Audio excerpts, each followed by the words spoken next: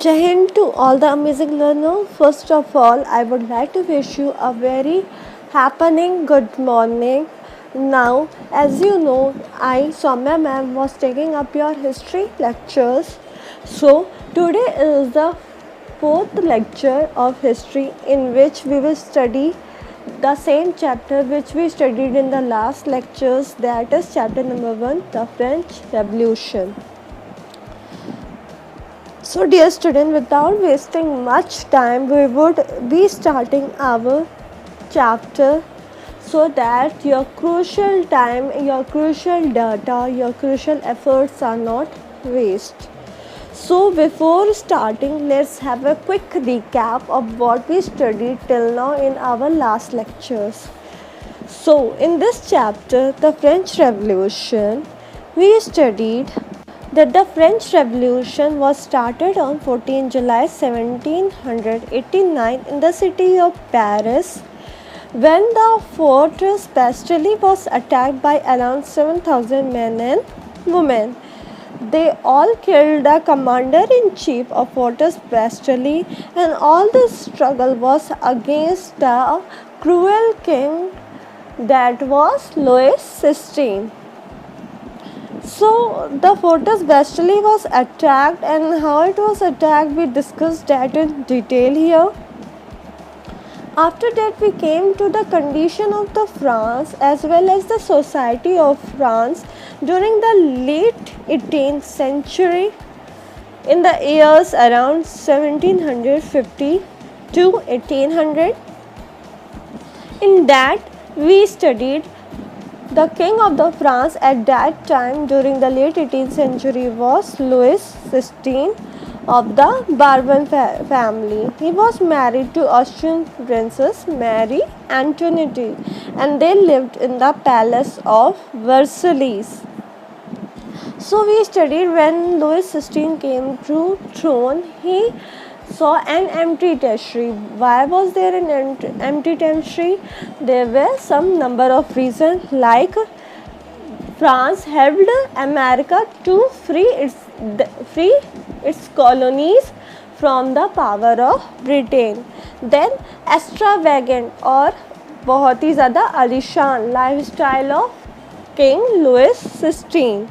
Then we studied France has taken loan for the war with Britain from nearby countries, and while repayment of that loan, while France has to pay the interest also, in which most of its money was being used up. Then France has to maintain several government offices like universities, then offices, it has to provide pension. Because of all this reason, France was in a constant distress to increase the taxes of its people. So we discussed how was the society during the France. So society was divided into three states. The first state was clergy, then nobility, and the third state in which there were big businessmen, peasant and artisan, as well as very small peasants and artisans, landless laborers, as well as several servants. So this was the whole chart of states division of classes in the French society. So this classes was prevailing in the old regime in the year 1789, and at that time feudal system was also very much common. So we studied that the first two classes, clergy and nobility, enjoyed very much privileges, like from birth only they were exempted from tax, but the third state didn't enjoy any privileges and it has to pay definite amount of tax at regular interval to its government. At the same time, France paid a tax to the churches also, to the clergy people also, and its name was, dear student, you can recall the name? Yes, its name was Thetis. and the tax which was paid to the state directly by the third state people, that was Delhi. So this all we studied in our last lecture. Then we came to the struggle to survive, that was the subsistence crisis circle. कैसे subsistence crisis होता था France में, जो labourers होते थे वो constant जो है बहुत ही लंबे समय से टैक्स के अंदर दबे जा रहे थे और उनके पास इतनी सारी पैसे वगैरह की रिसोर्सेस नहीं होते थे कि वो इन टैक्सेस को पे कर सकें, और कॉन्स्टेंटली वो और उनकी पूरी फैमिली जो है डेब्ट के अंदर दबी जा रही थी। फिर फ्रांस की पॉपुलेशन भी रोज़ हो रही थी, जिसके वजह से मार्केट में डिमांड बहुत ज़्यादा होता था रोटी का, ब्रेड का, बट उसकी सप्लाई उस हिसाब से नहीं हो पा रही थी। और इसका रिज़ल्ट क्या हुआ? इसका रिज़ल्ट ये हुआ कि कंट्री में कॉन्स्टेंटली जो है इन्फ्लेशन आ गया। इन्फ्लेशन मतलब कि ब्रेड का प्राइस वगैरह राइज होने लगे, और इस पूरा सर्कल की तरह काम कर रहा था जिसका कोई अंत नहीं दिख रहा था, जिसे कि सब्सिस्टेंस क्राइसिस कहा जाने लगा। So I also explained you how a subsistence crisis happened with the help of a chart in the last lecture. Then we came to the growing middle class investigation and to privileges, मतलब कि middle class के अंदर कैसे उनके conscious जागा और कैसे उन्होंने ये ठान लिया कि वो क्लर्की और सेकेंड लेवल जो है नोबिलिटी के प्रिविलेजेस को एंड करके रहेंगे। तो इसमें पीसेंट्स थे, वर्कर्स थे, उन सब ने जो है वो रिवॉल्ट छेड़ दिया किंग के अगेंस्ट, क्लर्की पीपल के अगेंस्ट। उन्होंने फ्यूडल सिस्टम से अपने आप को बाहर निकलने की कोशिश की, फ्यूडल सिस्टम को अबॉलिश करने की डिमांड की अपनी गवर्नमेंट से। इसी के टाइम जो है बेचारे पीसेंट्स और गरीब लोगों की किसने हेल्प की? थर्ड स्टेट के ही जो मिडिल क्लास लोग थे, जो पढ़े लिखे लोग थे, जो इतना कमा पाते थे ताकि वो अपना पेट भर सके, उन्हें मिडिल क्लास कहा जाने लगा। तो ये लोग क्योंकि पढ़े लिखे थे तो इन्होंने पूरा बीड़ा उठाया कि कैसे ये पूरे फ्रांस के थर्ड स्टेट को उसके साथ जो अन्याय हो रहा है उससे फ्री कराएंगे। इसमें बहुत सारे फिलोसफर निकल के आए जिनकी मानना था कि वो जो है आइडियाज़ लोगों को देंगे, लोगों को उनके ज्ञान देंगे, जिसके वजह से लोग एक सही राह पे चल पाएंगे। जिसमें हमने पढ़ा जॉन लॉकी के बारे में, जिनकी बुक थी टू थीसिस ऑफ गवर्नमेंट। उसमें उन्होंने बताया था कि हमें जो है मोनार्क के राइट को पूरी तरीके से हटा देना है, और जो मोनार्क का, राजा का जो प्रभुत्व होता है, जो वो अपने आप को भगवान बनता है, हमें उसे भी ख़त्म कर देना है। हम कभी नहीं मानेंगे इन सारी चीज़ों को।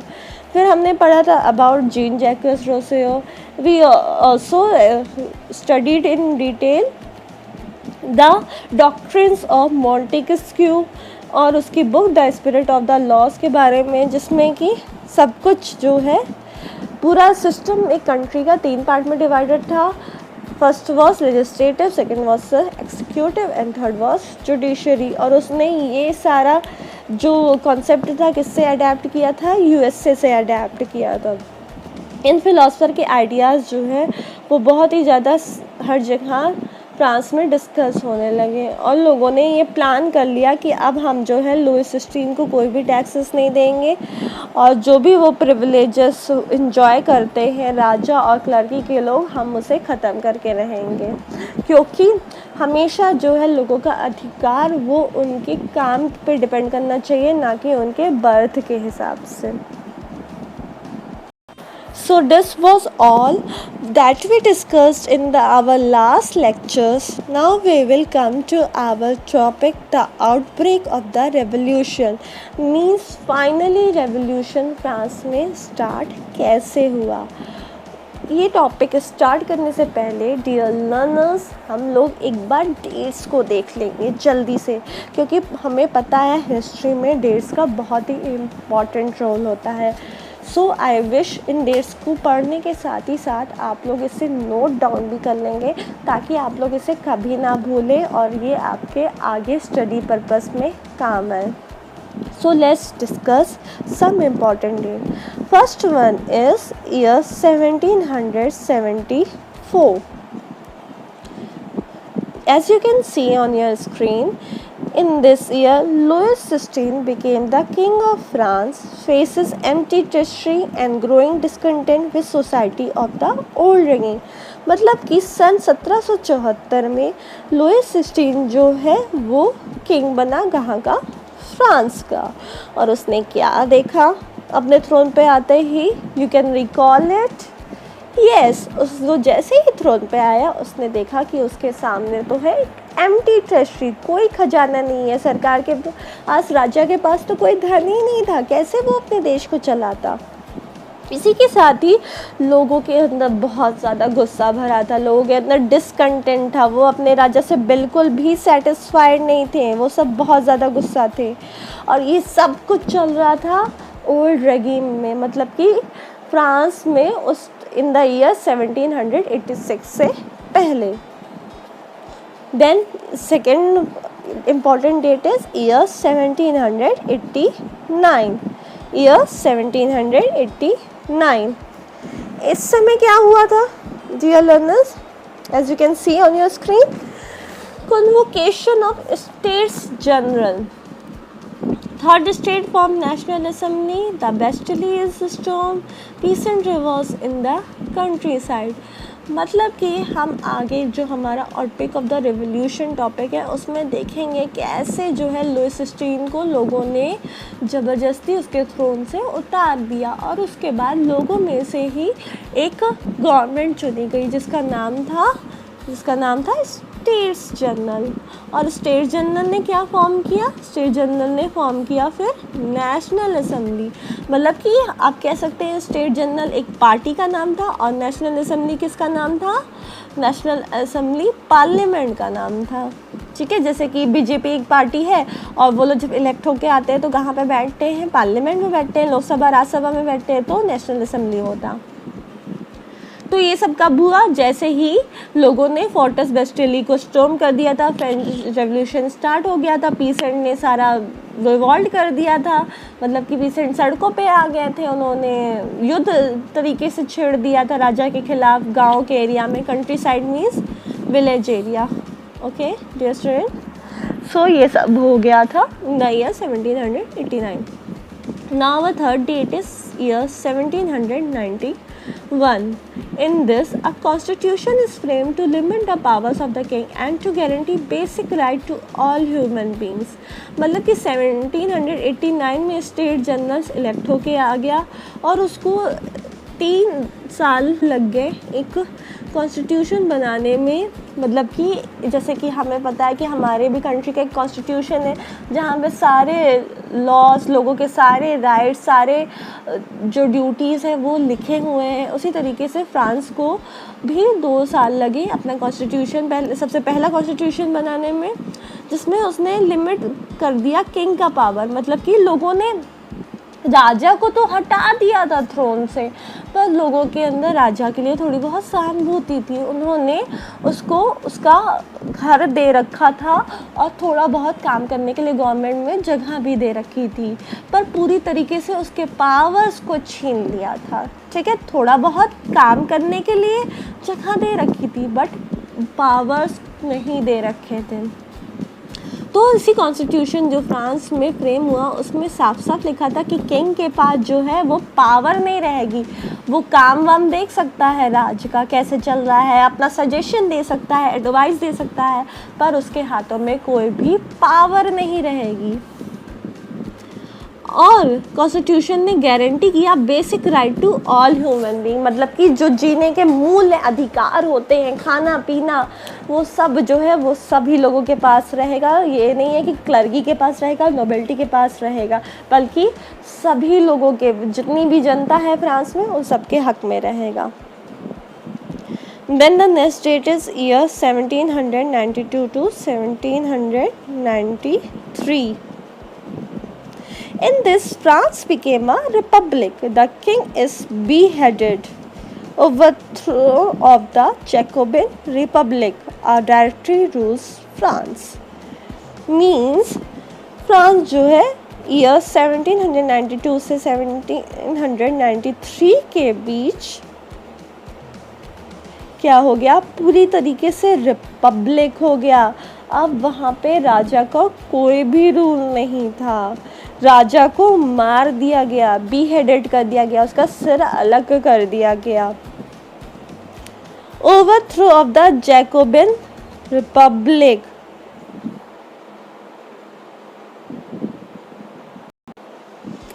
मीन्स दैट जैकोबिन क्लब के लोग जिन्होंने स्टेट्स जनरल फॉर्म किया था, जैकोबिन क्लब के लोगों जिन्होंने स्टेट्स जनरल फॉर्म किया था और बाद में स्टेट जनरल वाले ही आके कहाँ बैठे थे, नेशनल असेंबली में बैठे थे, तो इन लोगों को भी हटा दिया गया।